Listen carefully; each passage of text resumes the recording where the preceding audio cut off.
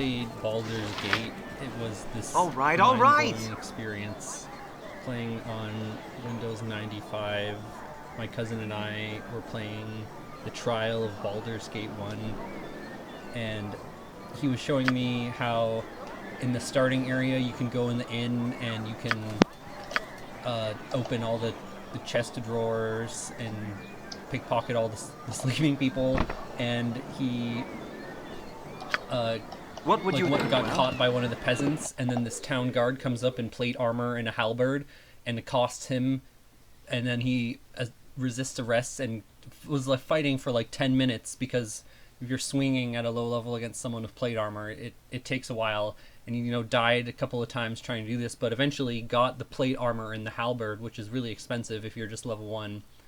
And me watching this, I'm just used to like Sega Genesis, some PlayStation 1 kind of stuff where you jump around, you run to the end of the stage, maybe some Castlevania Symphony of the Night where was playing that, where you're fighting and upgrading, but none of this like going against society and friggin' murdering guards and taking their stuff and going on like this friggin' rampage. So this was like really eye-opening and ridiculous to me as I'm 12 and what is this? You can do these kind of things in video games. My parents were wise enough to not let me play like the rated M for mature games. So let's go on with the premise of Baldur's Gate. I'm going to be reviewing 1 and 2 here together in this video. They're basically the same game. The premise is you are the ward of young Gorion. He's this mage. You live in Candlekeep, which is a significant point of interest, a place in the Dragonlance series, the Forgotten Realms place. It's this sequestered away, this really isolated place of where mages come, and it's like basically if you love libraries, you want to be in Candlekeep, and to get in there, you have to give them like a really valuable book just to get in. So that's a cool little point of lore about Candlekeep. So Gorion is murdered, and you have to go out on your own. This guy Saravok, he's like this evil guy in pointy armor. He has a bunch of cronies, and they all murder him in Gorion. He goes down in like a blaze of glory, shooting all these magic missiles, taking out people. And you and Imoen, your sister, you're both adopted. You find out that you're actually the spawn of Baal, who is the god of murder in the Forgotten Realms world. So you gradually figure out more about your powers. You can gain a special ability regardless of your class that's based on your alignment. You know how there's the different alignments in Dungeons & Dragons of chaotic neutral or lawful good or chaotic evil and so on.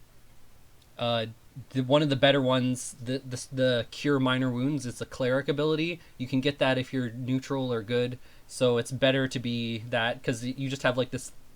If you're evil, you get this little ability called Larlock's Minor Drain, which shoots out a little beam and heals you for a bit. It's necromancy type, if I remember correctly.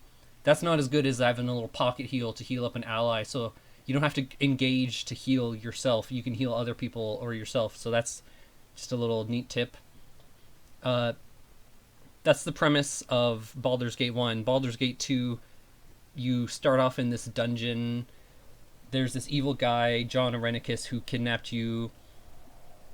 He wants to experiment on you for his experiments in immortality. And basically it's this huge revenge plot against him. You can choose to get revenge, or you can choose to just like get back at him and not like have it really be revenge. There's like a lot of different paths you can take.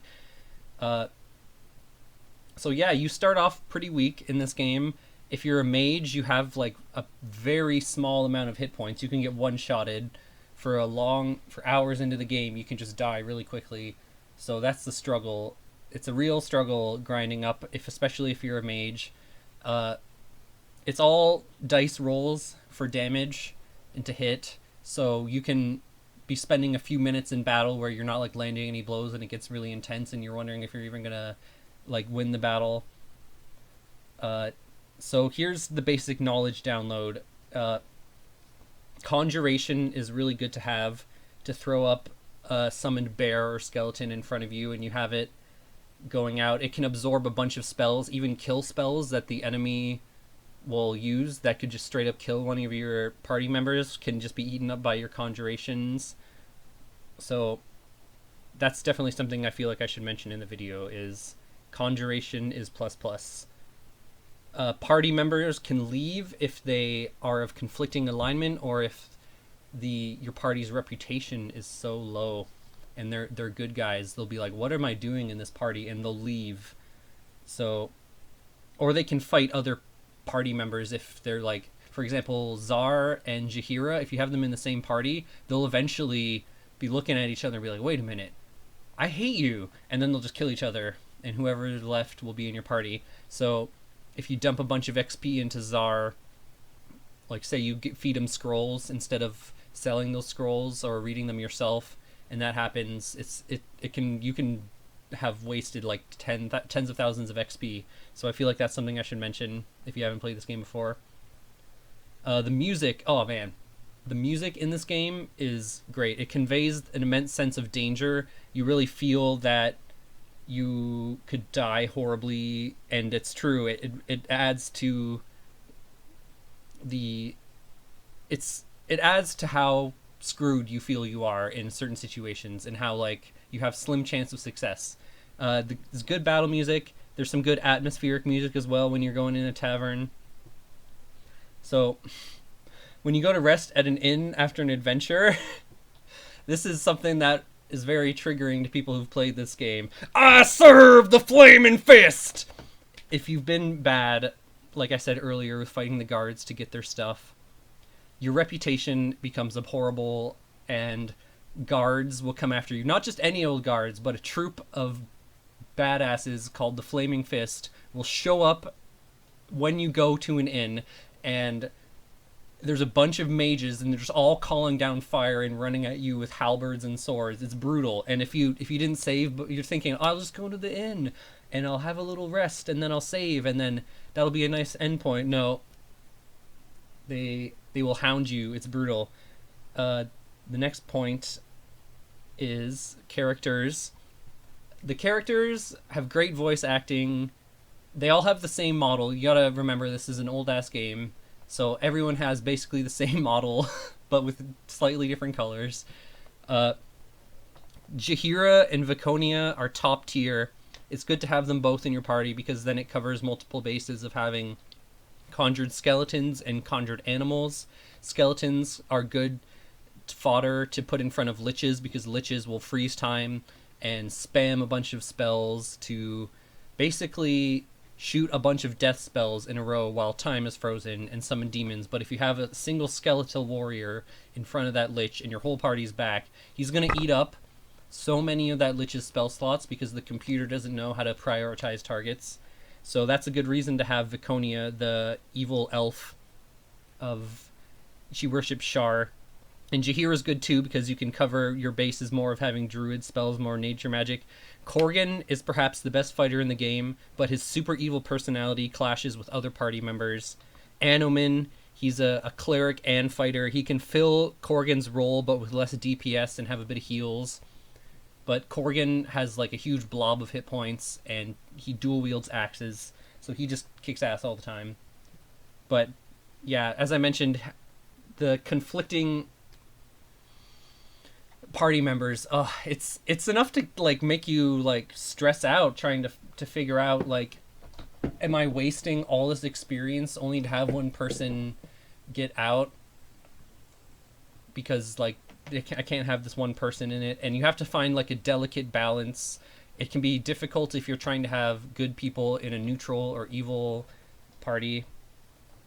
So the next point, I want to talk a bit more about the premise of Baldur's Gate 2, how John Irenicus is such a good villain.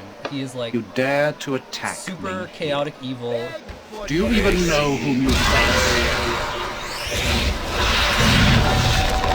You will suffer. You will all suffer.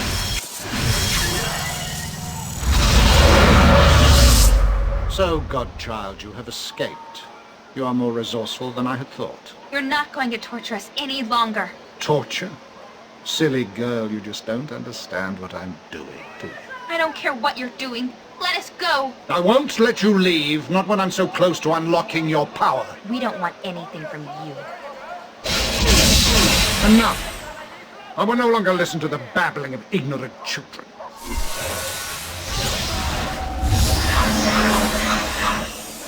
This is an unsanctioned use of magical energy. All involved will be held. This disturbance is over. Must I be interrupted at every turn? Enough of this!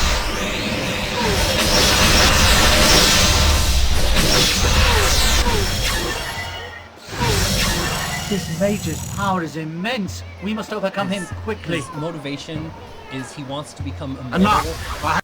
and he basically, him and his sister Bodhi, they tried to suck the life energy out of this sacred elf tree, and then all the other elves hated them so much after it that they banished them, and they don't even consider them to be elves anymore. So they're like this super outcast pariah ex-elf, basically, because all elves hate John Rennicus now.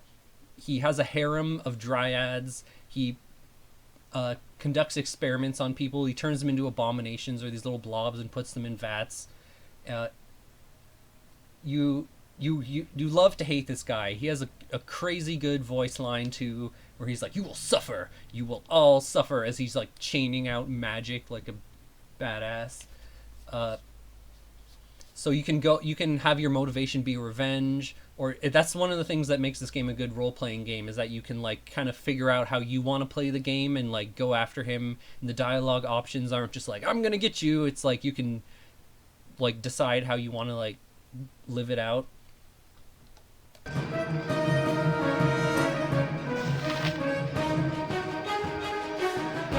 Yes.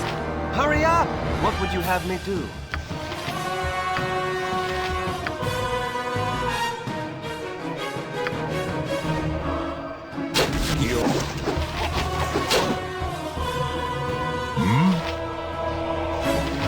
Don't test me. See ya.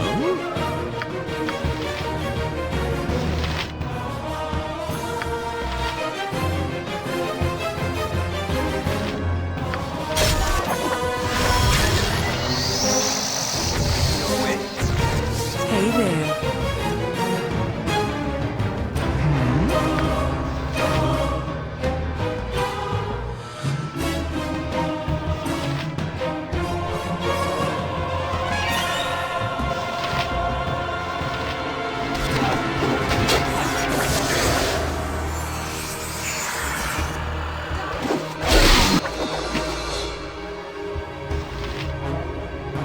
Hurry up!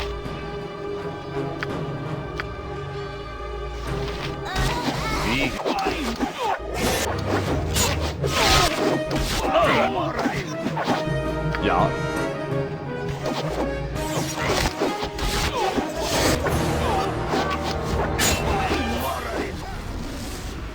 I'm waiting.